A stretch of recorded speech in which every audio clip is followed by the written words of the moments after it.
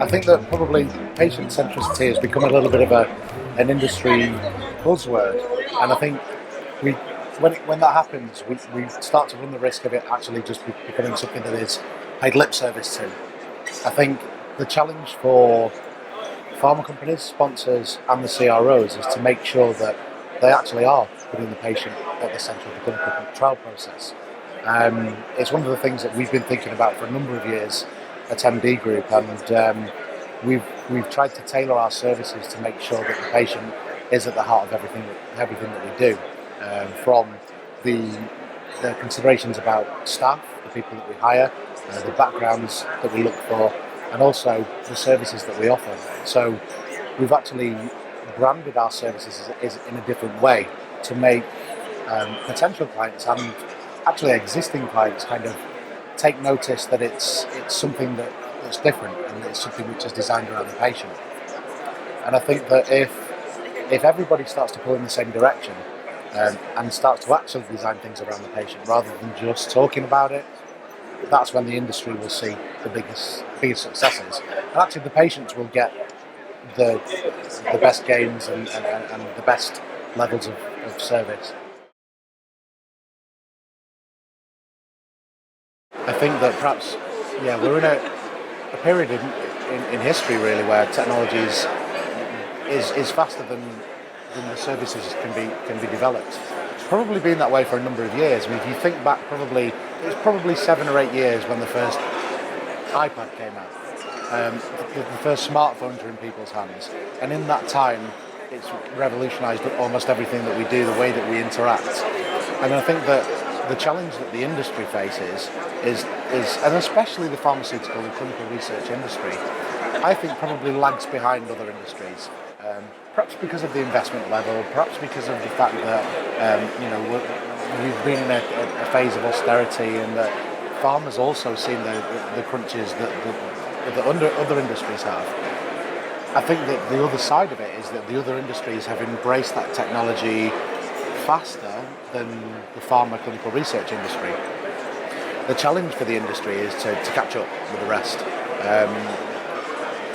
We can't just go on doing things the way that they've always been done, just to make sure that the budget's fit. So it's actually the challenge of providers like ourselves to come up with solutions that are tailored, that are flexible, and that allow the people at the buying end to make those choices. So we educate them about it, we can demo it, we can show them how they can make differences, especially from our point of view to the way that they organise or they run events. So I think gone are the days when you used to have 150 people sitting in a row staring at the screen at the front.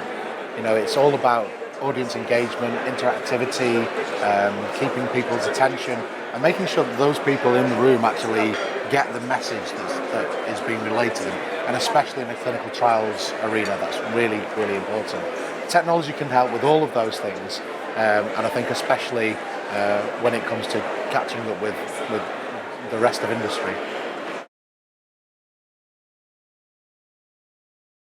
In many factors in the industry, we have seen an improvement over the last 5, 6, 7 years. I think the days when you used to have kind of the hierarchical relationship of sponsor tells CRO to do this, CRO tells vendors to do this, and that's how it works. It has become much more of a partnership approach.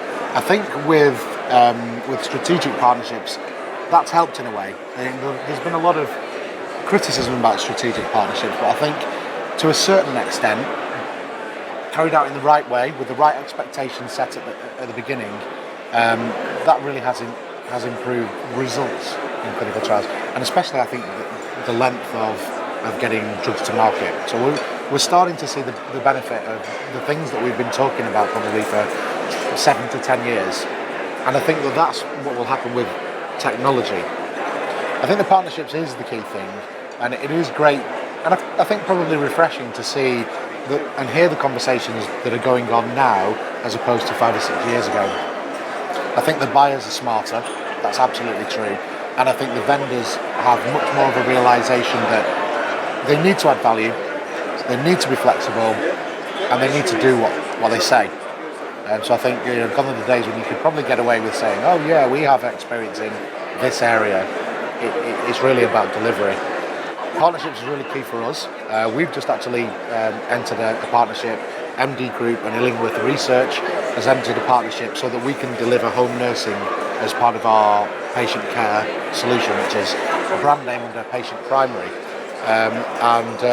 We really wanted to work with a provider or a partner that had experience in delivering that part of the service worldwide. It didn't make sense for us to go and do it ourselves because of the barriers and the expertise that was involved in that. So in terms of the partnership side of things, for us that was a match made in heaven. The culture of the companies fit very well. The fact that they offer something that we couldn't give, and we offer something that they struggled to give as well.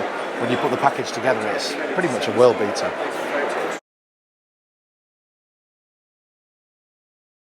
In the near future, I think that there'll be more engagement, more patient engagement. I think that patient groups have a lot to play in that, and I think patient groups are at that stage where they have a realization that they need to be involved in that whole process.